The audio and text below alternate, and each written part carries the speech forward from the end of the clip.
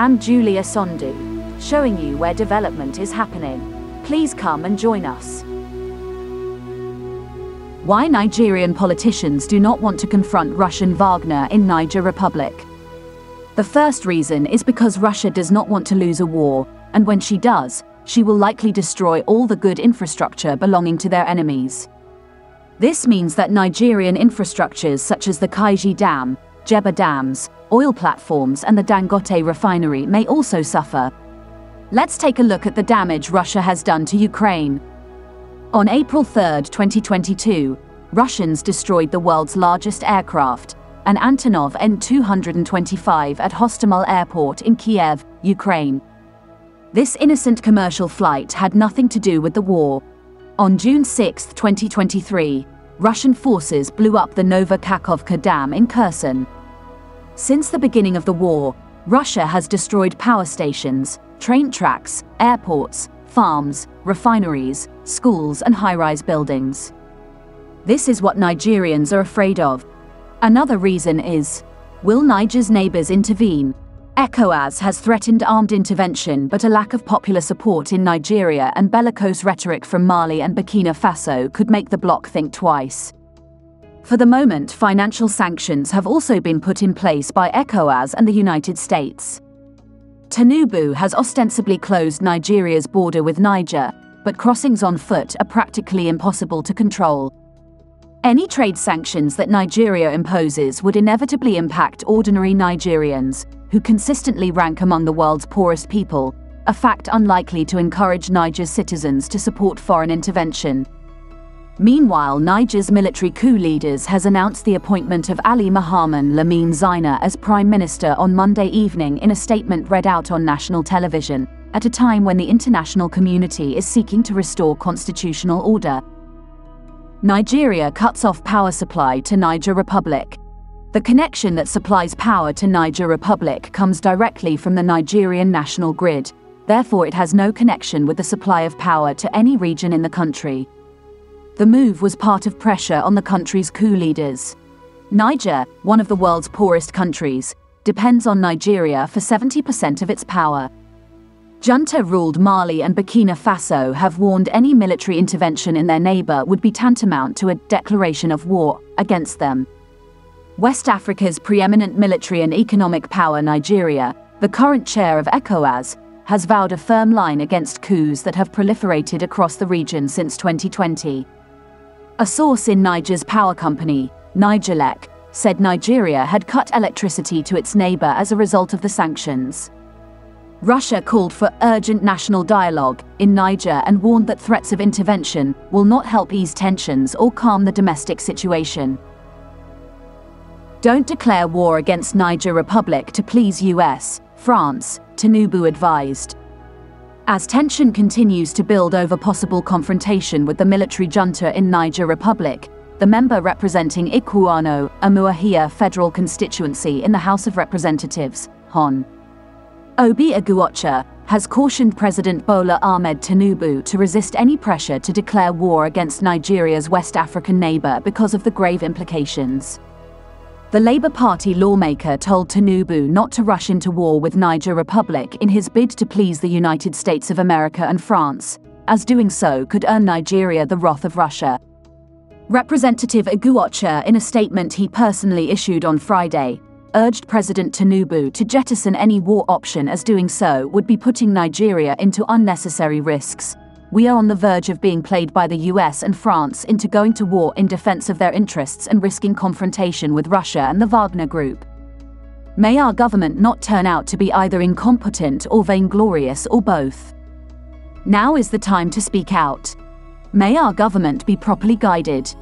The lawmaker also argued that Nigeria cutting off power supply to Niger Republic was tantamount to breaching the trade agreement she earlier entered into with her francophone neighbor.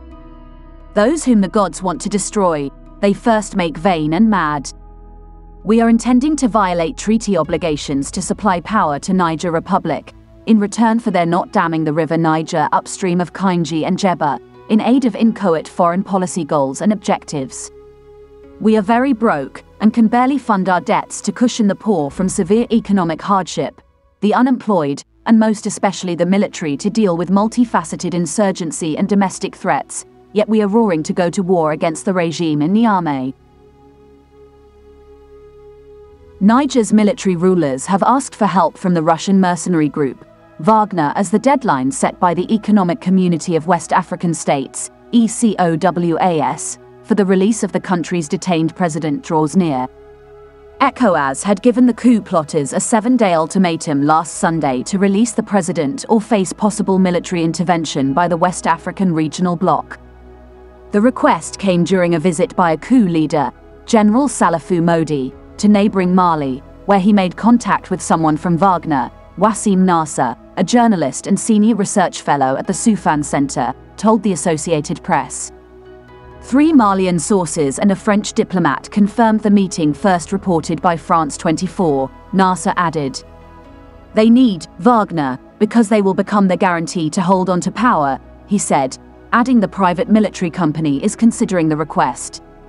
Defense chiefs from ECOWAS members finalized an intervention plan on Friday and urged militaries to prepare resources after a mediation team sent to Niger on Thursday was not allowed to enter or meet with military government leader General Abdourahmane Chiani.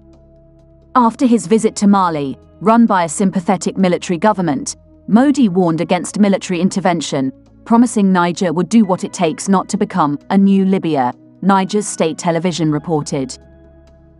Prigozhin has agreed to defend Niger. Prigozhin celebrates Niger coup, says his Wagner group can help. While the international community, including many African states, have condemned the coup in Niger, Russian mercenary leader Yevgeny Prigozhin has his own take.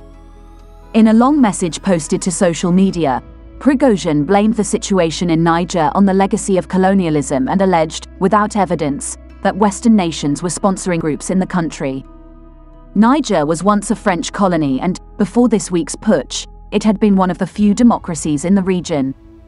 Prigozhin still appears to be at large despite leading an armed rebellion against the Kremlin in June.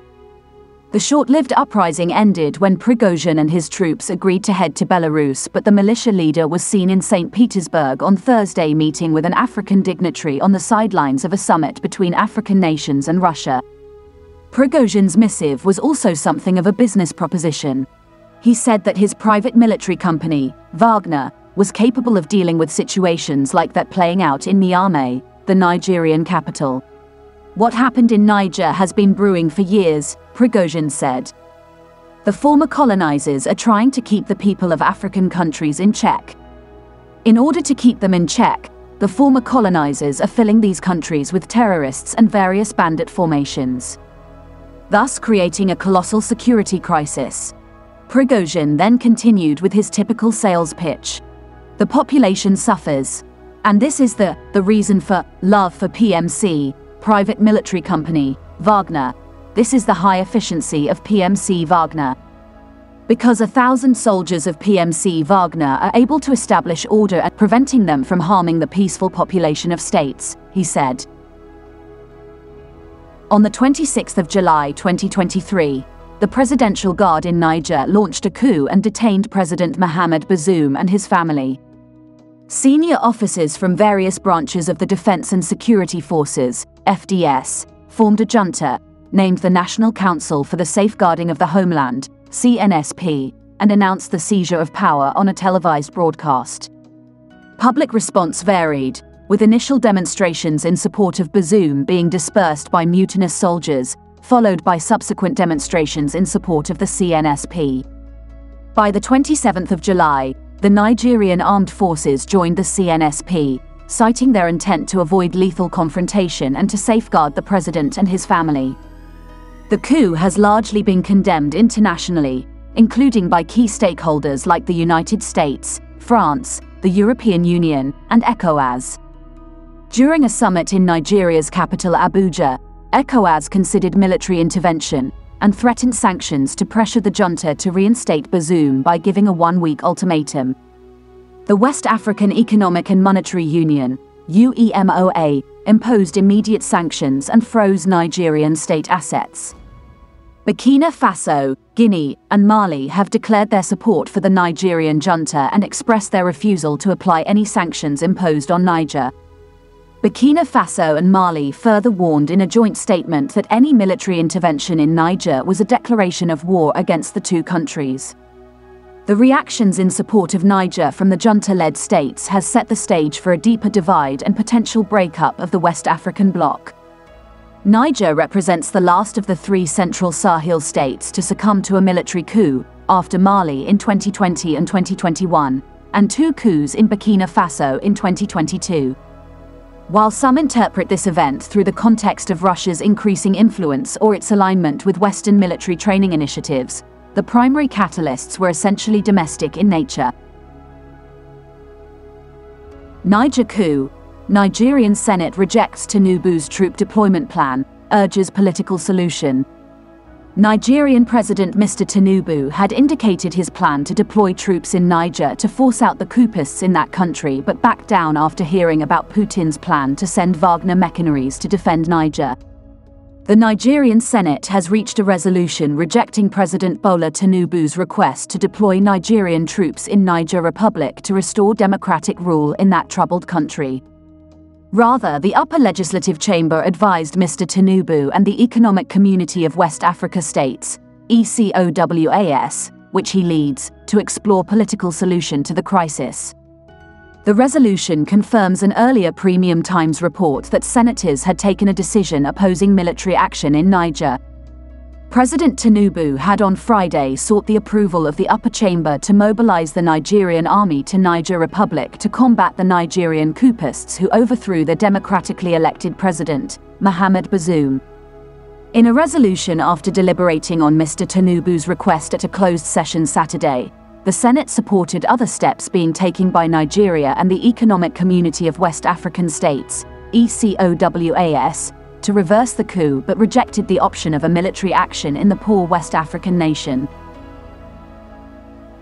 Premium Times had earlier reported how senators, at a closed session on Saturday, rejected President Tinubu's request to deploy Nigerian troops to Niger Republic as part of an ECOWAS force to reinstate the democratically elected president of the country. Mr. Tinubu is coordinating ECOWAS' response to the coup in Niger, including the implementation of the regional body's sanctions imposed on the neighboring country to mount pressure on the coupists to restore democracy in the country. Although ECOWAS gave a 7-day ultimatum to the coupists to return power to Mr. Bazoum, who is still being detained in the country by the junta, the regional body has also been sending emissaries to the junta to restore democracy in the troubled country. For the moment, no African country wants to risk her soldiers with Wagner Group. This is the end of our program today. See you on Intervlog same time tomorrow. Thanks for watching. Please like and subscribe to my channel and press the bell icon to get new video updates. Thank you for watching Intervlog.